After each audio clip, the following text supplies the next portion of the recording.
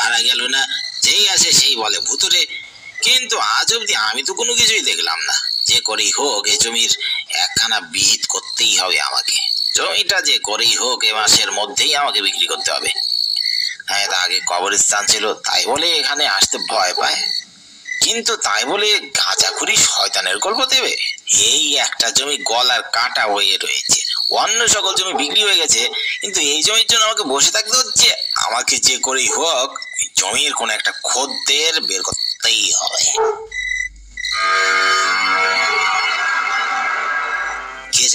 তুই আমার অনুমতি ছাড়া আমার জমি বিক্রি করে দিবি, কিন্তু আমার এই জমি তো আমি ছাড়বো না।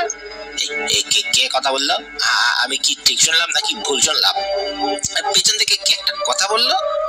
তার মানে লোকে সত্যি কথা বলে। একবার পিছনে ঘুরে তাকাবো। না থাক, এরপর কি না কি হবে। এর চেয়ে বরং আমি এখান থেকে পালাই। পালিয়ে যাবি কোথায়? পালিয়ে যাবি কোথায় আমার থেকে? আমার এখান থেকে কেউ পালাতে পারবে না, কেউ না।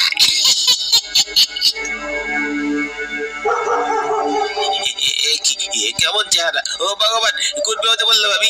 জমিটা কিনে দেখি বড্ড মুশকিলে পড়ে গেলাম। এখন কি করবো? আমার জমি কাউকে বিক্রি করতে আমি দেব না। এই জমির মালিক আমি। এই জমিতে লোকেরা এককালে কবর দিত, গণকবরে পরিণত হয়ে গেছিল এই জায়গা। এরপর তুই এসে জমি বিক্রি করার চেষ্টা করছিস। এখানে আমার মতন হাজারো লাশ পড়ে আছে যারা এই বিক্রি করাটা পছন্দ করছে না। ভালো ভালো বলছি, আমার জমির ত্রিসীমানা থেকে বের হয়ে যা, ঝড়ে বংশে নির্বংশ হয়ে যাবে। কিন্তু আমি কিন্তু কাউকে ছাড়বো নাই বলে দিচ্ছি। না না, এখানে আর বসে থাকলে চলবে না। আমি পালাই বাবা। এখন পালাচ্ছিস কোথায়? তবে মনে রাখিস, আমার এই জমি যদি বিক্রি করার চেষ্টা করিস তাহলে তুই ঝড়ে নির্বংশ হয়ে যাবি। পালা এখান থেকে। মন খারাপ করে আর কি হবে আমায় বলতে পারো? বলি, তোমার কি কোনো দোষ ছিল এতে? যা দোষ করেছে তা ওই শয়তান জমিদার করেছে, তোমার কোনো দোষ নেই। আমার এতদিনের এত পরিশ্রমের এই হোটেল বন্ধ হয়ে গেল তাই বলে? আমার তো ওই হোটেল ছাড়া কোনো কিছুই নেই। বলি, তুমি এত নিরাশ কেন হচ্ছ শুনি? তুমি যা টাকা পেয়েছো তাতে করে নতুন একখানা হোটেল খুলে তুমি অনায়াসেই ব্যবসা করতে পারবে। যা বুঝো না সেটা নিয়ে কথা বলো না তো গিন্নি। তুমি জানো একখানা হোটেল করতে কত খরচ পড়ে, কত সময় আর কত পরিশ্রম দরকার হয়। এই হোটেলটা আমি তৈরি করতে কত পরিশ্রম করেছি।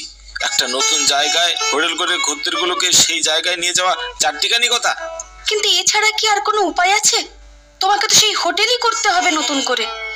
এখন আর মন খারাপ করে শুধু শুধু সময় নষ্ট না করে যেটা কাজের কাজ সেটা করো। কি কথা অবশ্য মন্দ হলোনি। আমি একটা দালালের সাথে কথা বলে রেখেছি, জলের দরে একটা জমি অবশ্য পাওয়া গেছে। ভাবছি সেটা কিনে হোটেলের কাজটা সেরে ফেলবো। এখন যত তাড়াতাড়ি হোটেলের কাজ শুরু করতে পারবো তত তাড়াতাড়ি হোটেলের কাজ শেষ হয়ে যাবে। তাহলে তাড়াতাড়ি সেটাই করো। বাহ, জমিটা দেখে বেশ ভালোই মনে হচ্ছে। তা কোনো অসুবিধা নেই তো এখানে? অসুবিধা? আরে কোনো অসুবিধা নেই এখানে, আপনি কোনো চিন্তাই করবেন না বাবু। জমি একেবারে পাক্কা। যাক, ভালো হলেই তো ভালো। অনেকে আজকাল তো ভালো জমি বলে পচা জমি বিক্রি করে। আমি অবশ্য একটা হোটেল বানানোর জন্য জমি কিনতে এসেছি, পরে আবার কোনো খুদ বের হবে না তো জমিতে? না না বাবু, এই জমিতে কোনো অসুবিধা নেই। এরকম কম টাকায় এত ভালো ঘাসা একটা জমি কোথাও পাবেননি। আপনি আর চিন্তা ভাবনা না করে কিনেই নি। তো জমির মালিক এখন কোথায় আছে? জমি কেনার সময় তিনি থাকবেন তো? জমির মালিক সাথে থাকলে একটা ভরসা পাই জমি কিনতে। এই জমির মালিক থাকলে কি আর এই জমির দায়ভার আমি নিজের কাঁধে নিতাম নাকি? পপয়া অনামুখ একখানা জমি, জীবনের কি পাপ করেছিলাম যে এরকম একটা জমি আমার গলায় এসে চললো। এবার এটাকে কোনো মতে পার করতে পারলেই বাঁচি। কি হে, ফ্যাটাল করে চেয়েছো যে? জমির মালিক কোথায়? এই যে জমির মালিক তো নেই বাবু। জমির মালিক এই গ্রামে থাকে না, মানে এই শহরে থাকি আর কি। আমার কাছে জমির সব দলিলপত্র বুঝিয়ে দিয়ে গেছেন। তবে আপনি কোনো চিন্তা করবেন না, আমি আপনাকে ঠকাবো না। এই জমির আসল দলিল কাগজপত্র সব কিছু আপনার নামেই করে দেবো। ওসব নিয়ে আপনাকে একদম ভাবতে হবে না। আপনি নিশ্চিন্তে জমি কিনে নিতে পারেন বাবু। হ্যাঁ, আমারও এখন জমিটা খুবই দরকার। আমিও সবকিছু ঠিক মতো জেনে বুঝি তারপরেই নিতাম।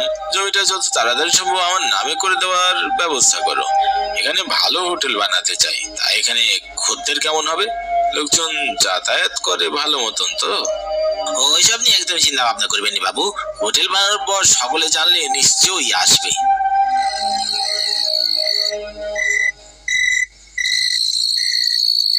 কি ব্যাপার বলো তো গিন্নি, এতদিন হয়ে গেল হোটেল খুলে বসে আছি কিন্তু কোনো খদ্দের এখন পর্যন্ত পেলাম না।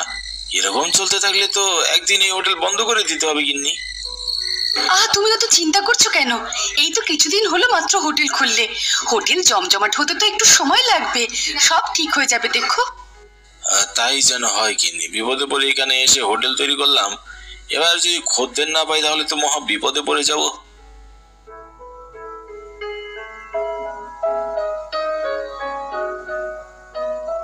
এখানে কি কেউ আছো? আরে আসুন আসুন, আপনারা দুজনেই কি এখানে থাকবেন?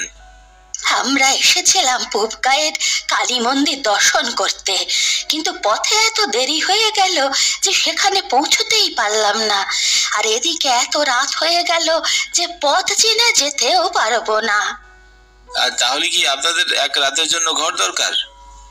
হ্যাঁ বাচ্চা, একটি রাত কাটিয়ে দিতে পারলেই হবে।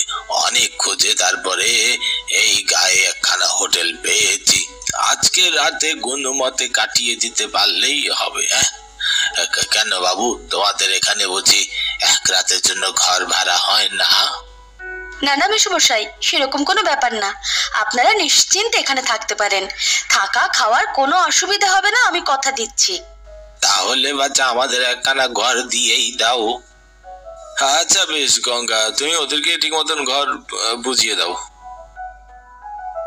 একেই কোনো খদ্দের আসছিল না, তাও এই দুজন এলো বুড়া বুড়ি, তাও আবার এক রাতের জন্যে।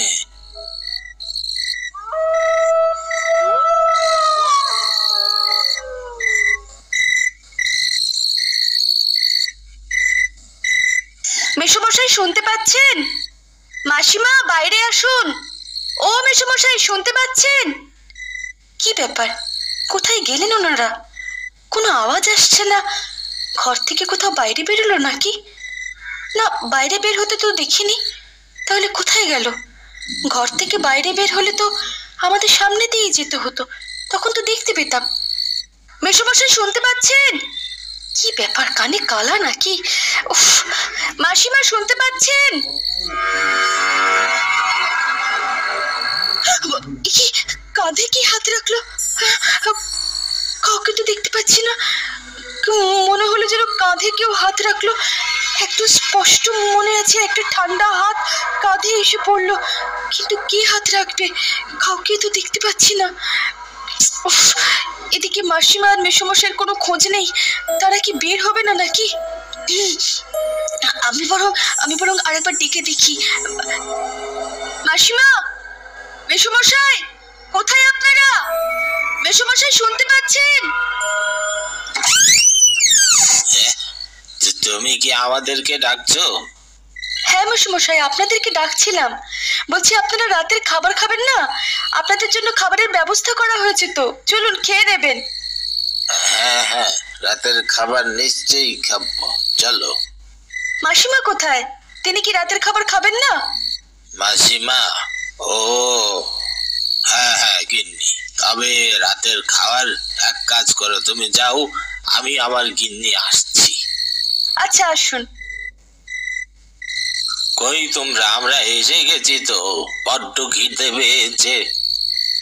এই তো মশাই, আসুন বসুন, আপনাদের জন্য অপেক্ষা করছিলাম। আমার স্ত্রী ভীষণ ভালো রান্না করে, এই হোটেলেও সেই রান্না করেছে। আসুন মাসিমা। তা বেশ, তা বেশ। এই নিন মেসোমশাই, সব রকমের খাবার আছে, শেষ পাতে মিষ্টিও আছে। কি এসব খাবার কেন? হ্যাঁ হ্যাঁ, তাহলে আপনারা কি অন্য কিছু খাবেন মাসিমা? অন্য কিছু বানিয়ে দেবো আপনাদের? এইসব কি খাবার দিয়েছো তুমি? আমাদের সমাজের লোকজন এসব খায় নাকি? সব রকম খাবারই তো আছে মেসোমশাই, ভাত, মাছ, মাংস, ডালও আছে সাথে। আপনি কি বলছেন আমি বুঝতে পারলাম না। বাছা, এইসব খাবার তো মানুষে খায়। বলি, তোমরা আমাদের জন্য এসব কোত্থেকে আনলে? হ্যাঁ, মানুষ খায় মানে? আপনারা কি খান তাহলে?